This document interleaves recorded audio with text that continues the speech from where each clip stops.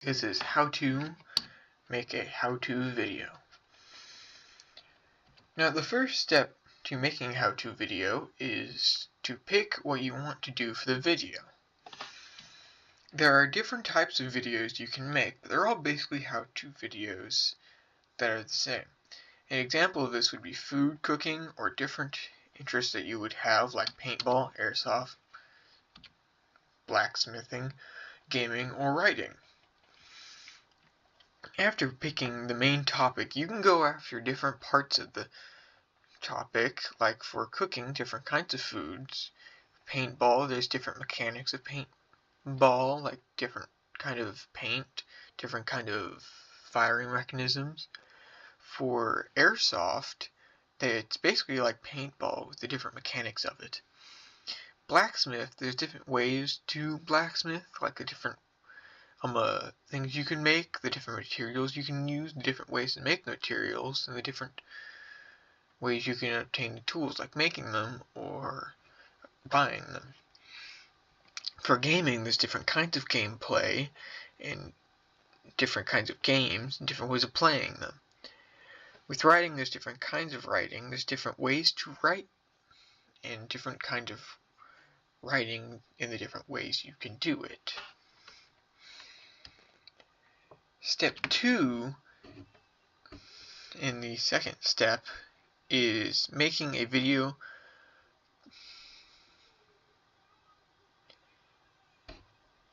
It's what kind of style of video do you want to make? By different styles, I mean what kind of different videos, different ways do you want the video to be in? How do you want to be in the video? Do you want to be doing in the video? Like screen recording, there's also recording with the camera, pictures with a voiceover that corresponds with the topic that you're talking about. After you pick the style you want to do for the video, you need to prepare the video by making a script that corresponds with how you're doing the video. Part of the script would be like different things you need for the video and how you're doing it fully. Like this video is currently being done over Google Slides, was scripted out in order to run smoothly, although you don't really need a script every time for a video because different videos require different things and some don't really need a script to run smoothly. Different styles you can do for a video would be in camera during a recording with different props that go along with what you're talking about. Like if you're cooking, you use pan, food, and anything that needs to be heated up that you would need. Or if you're doing gaming, you don't really need to be in the video, but you'd be doing a screen recording with a voiceover that you could be on screen with a little bit of you in the video is another option. One for paintball would be like holding the gun and showing different ways to fire it, or showing the different mechanics of the paintball gun in different ways. Another example of this would be blacksmithing. Do you want to just do a video you found and do a voiceover and give credit to the person who made the video? Or if you have stuff at home, you could show a video of you actually making the thing that you're showing, or you could also do different tools that you're talking about having to use to make the thing that you're talking about. Or you could just show the finished product and have a video that you've already done and just play that and do a voiceover for it. Now step 3 after 2 is when you want to figure out whether you're going to do the storyboard or script or just one or the other. Now if you're going to do a script, it helps with what you're going to say and how you're going to say it. An example of this would be a movie script or a script for a play, because it goes over the different kinds of things that you need to say during what you're trying to talk about. Other examples would be like doing a skit that you watch on YouTube or some other platform. There's a script there so that they can follow along, so they actually get to the key points that they're trying need in the video. Like who talks first, who talks second, who talks third, and the different people that talk and how the people are supposed to be talking to each other and the different movements that need to be performed. If you're going to do a storyboard, it highlights the different sections and how they're going to look. It's kind of more of a rough sketch of what it's going to look like. It's important to either make it look like what you're trying to do or put text underneath it to actually help people understand what it's supposed to be. A movie, they use a storyboard with different scenes and text underneath it, like parts of the script that show what the scene is supposed to be like before they start filming it. Usually a storyboard is based off of a script that is written, but it doesn't have to be, because usually people don't use a script for stuff that isn't like a movie or a written skit. Step 4, if you have a script, is refining. Refining the script to a manageable way to actually perform the video. An example of this would be when you're writing a paper, usually you go back over it to see if stuff makes sense, if anything's wrong, or if you need to change anything.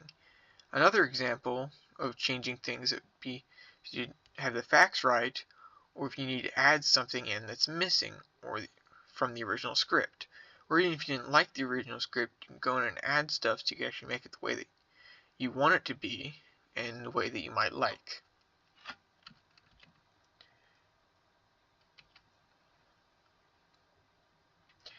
Step 5 is after 4 because it's when you're done refining the script and you need to film the video. But first you should rehearse it, because if you need to make changes to the script that you didn't see before, it's good to go through it and rehearse for the script in order to figure out what you don't like about it or stuff that you're not comfortable with saying. Rehearsal is good because you can see what props you want to use, or if you're doing it right, if you want to change anything that you're doing the script, or if any changes to the script that you want to do. Now, if you're going through rehearsal on some of the stuff in the video or the script that you put in that you no longer want, you can remove, because after you're done doing the rehearsal for it, you don't like it and you can just remove it because you haven't filmed it yet. So you don't have to do the whole process over again. There are different ways you can rehearse a script. That you could actually act it out, the script, or you could just save through the script without actually having to act out first, or you could act out without talking through the script, so you know the way of speaking before you already know what you're going to say throughout the script. Step 6 is actually filming the video the way that you want to after rehearsal, which is step 5. What you want to do the video, which is including filming it even after rehearsing it. If you don't like the final take that you made, you can redo it. It's just better if you do it after rehearsal, because you don't like the stuff originally, you could just change it and do it before the final version. But if you don't like the final version, you can still go back and change different things that you don't like about the script or what you said. Or if something happens in the background of the video, you could redo it in order to actually have it the right way. Step 7 is actually after the video is finished, and you'd go in and edit anything that makes stuff align if you filmed it in different segments.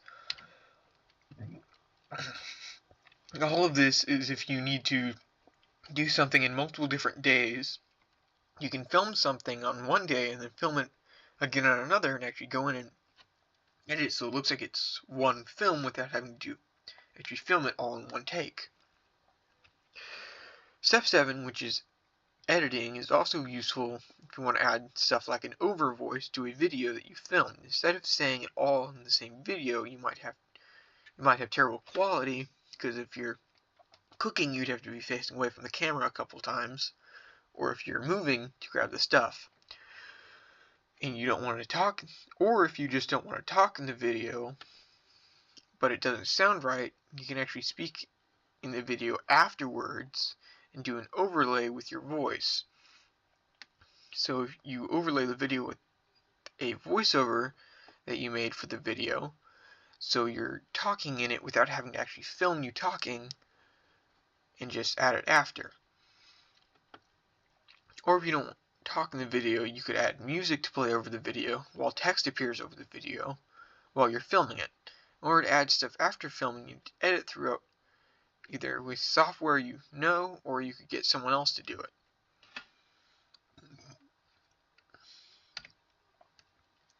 After all these steps, you're able to publish the video on a streaming service that you like YouTube or a different one that you find, and after that, you're done.